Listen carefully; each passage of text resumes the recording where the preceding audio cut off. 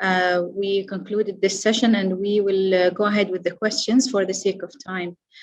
So there are two questions that I can answer, and then I will direct the questions to whoever they are asking to.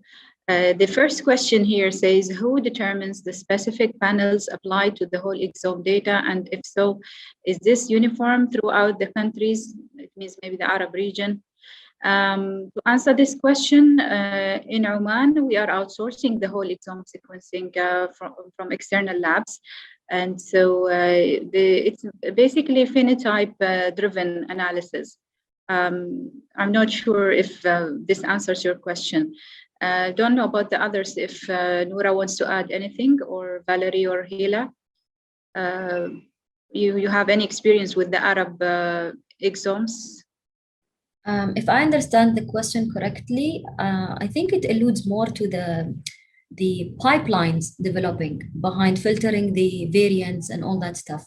And I think the one point I would highlight here is going back to, echoing my colleagues who mentioned that we need a database common for the Arab population in order to help us. And as we mentioned, right now it's outsourced, but when these things are being done in-house, I think the database would help bridge that knowledge gap. I hope that is that answers the question. Maybe if that is really relevant to the I think it's probably the right answer also, yeah. There is another question to me here from Sorab. Says, comments on relative advantages of population versus family-based data in exome sequencing studies. There is, of course, a huge advantage if we have, population-based variants for comparison with the control population. It will help a lot in the analysis. The family-based data, like comparison with the same family or trios, has it's already evident that they give better yield in diagnosis, but of course we need our own population analysis data. There's another question from Aisha or Aishu to Dr. Noura. Why are the rare diseases so commonly misdiagnosed? And how long does it take to diagnose a rare disease? I think to some extent I answered that in the presentation, but I'm happy to take that again. So why so commonly misdiagnosed? Okay, we need to pay attention, go back to the old school, history, physical examination. The first case I think illustrated for us very well that once we see that particular pattern, it will tell me that this is a somatic pattern most likely, and it's unlikely that we will be yielding anything from doing, germline testing, for example, in that case. Or the third case, if I'm looking at, exome or genome that doesn't look at long reads, and I'm suspecting a trinucleotide repeat expansion, of course my genetic testing is going to be negative. So those two cases can somehow tell you that if I'm not using the proper testing, if I'm not thinking the right way, then I'm most likely going to be missing the diagnosis. The major challenge that we're facing actually is our knowledge gap. Yes, we have 25,000 genes, but out of those, maybe 4,000 so far has been linked to Mendelian or single gene disorders. So we have a large gap to fill to understand what is the rest is doing. And as Dr. Fawzan mentioned earlier this morning, we need to know the story of each of those genes. And some of those genes have many stories, as he said. I'm quoting him on that. And some phenotypes are actually variable. Yes, we know the disease, we know the gene behind it, and we've described the phenotype, but some patients do come with variable phenotype. Some of them might be at the milder end of the spectrum, some of them can be at the severe end of the spectrum, and somewhere in between. And that can hinder the diagnostic process. And in a consanguineous community like ours, and even in the Western region, it's not unheard of that some patients do come with dual diagnosis. Those happen to be maybe the rare or extreme rare conditions, but this happened. So having a blended phenotype, and this has been described in the literature, might be one of the reasons why some patients might have delayed diagnosis. We think they have a phenotype and we focus our effort on that, and then they turn out to have, a blended phenotype between two rare Mendelian disorders. So that is the first part of the question. And then the second part of the question was, how long does it take On average, maybe 6 years. Some patients, we've demonstrated maybe 2 years less. It depends. And now with the advances in technology and the cheaper rate of exome and genome, and I think in the near future it will be easy and hopefully accessible to everyone, albeit now we have a lot of issues with insurance coverage for genetic testing. But in the future, hopefully that will be the direction. Hopefully everyone will be able to offer them genomics testing, and will fasten the process of diagnosis to end their diagnostic odyssey. But it remains a challenge that we need to keep ourselves updated in the field, enhance research, more research towards novel gene discoveries.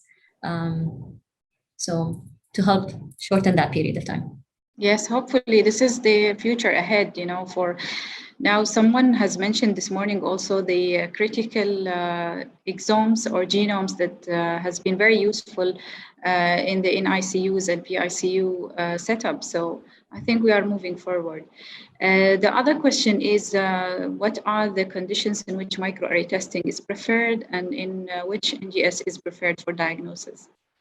I think this depends again, you take it case by case and you follow your, guidelines, but still it's the clinician's decision. Microarray is still not dead. It's still a tool with advances in resolution. Also, the strength of microarray relies on its detecting the low-level mosaicism and so many of the microdeletions and duplications that play a role in pathogenicity of so many syndromes and disorders. So we still use microarray in so many diseases as first-year investigation, especially in our situation where whole exome is not really funded and not readily available for all patients.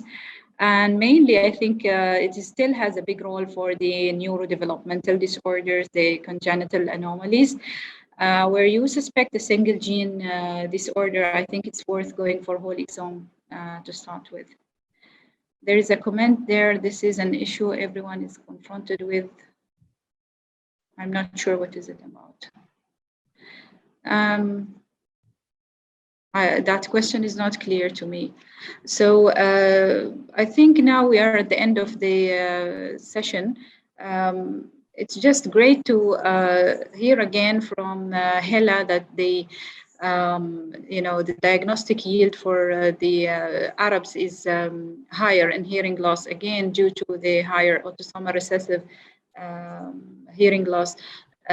Still, the hearing loss is not given that attention in the region. Especially the non-syndromic hearing loss is abundant in the Arab countries, but still it's not receiving much attention, and we don't really have readily available resources to test for just hearing loss. It's not considered a disease or a burden to say. So if you are happy to receive some samples on research basis, we have plenty of cases referred to my clinic and my colleagues here in Oman for, families with the big families with hearing loss. Valerie also. Happy to help. Thank you, Hela. Your talk was very informative about the Charcot-Marie tooth. Again, it's very heterogeneous group of disorders. We have plenty of cases again that are also undiagnosed. We don't have a panel here to test for neuromuscular, especially those who are adult onset diseases. I can share one example of a case that was referred as Charcot-Marie tooth. And the clinician was worried because the progression of the sibling, the elder sibling, who is a 40-year-old girl, is already bedridden. So he was questioning his diagnosis, and so we went ahead for a whole exome sequencing. And that family was actually, the father is a national Omani, and the mother is from the Indian subcontinent. So there is absolutely no relation between the parents, and the recurrence of the disease in the same family was striking. So the whole exome reported Nonaka myopathy, GNE related disorder. Distal myopathy. This is a compound heterozygous, very unlucky family, to have two affected, and that family also had the smaller children who needed to be screened for this condition because the onset is adult onset after 20. Do you have anything else? We have, I think, 3 minutes for final words to the audience from each one of you. Or we can come back to the older question: how long does it take? What is the yield? And these are complicated questions. And I would say the answer is, why don't we succeed each time? It's because of heterogeneity, clinical, genetic, allelic. This is so complicated. You expect autosomal recessive transmission, and you look for, I don't know, homozygous or compound heterozygous mutation, and then you end up that the same gene, you would have some mutations which are allelic and they are transmitted as autosomal dominant. So maybe you don't interpret it as a causative mutation, but then it will be. So that's why each case is unique, if you want. So that's why it's so difficult, and sometimes so difficult to understand for the clinicians mainly. True. Can't agree more. There is another question there posted by Abdulaziz to Dr. Hela. Hela, can you read that question? It says, do you think that consanguinity protects from dominant diseases as recessive ones are more frequent in our populations? If the knockout mouse does not express the same phenotype in human deafness, what do you suggest to validate the gene? So there are two questions for you.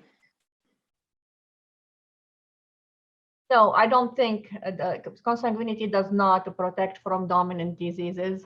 It doesn't. If anything, we have, there is a study, the Myo6, there is a gene, Myo6, and it has been identified first in a consanguineous family, Pakistani family, and it has been identified as a recessive gene. Later on, more studies have been done and shows, for example, the heterozygous knockout mouse is deaf. And then more, and as more we know about it, other patients or other probands and other families where it's segregated as a dominant.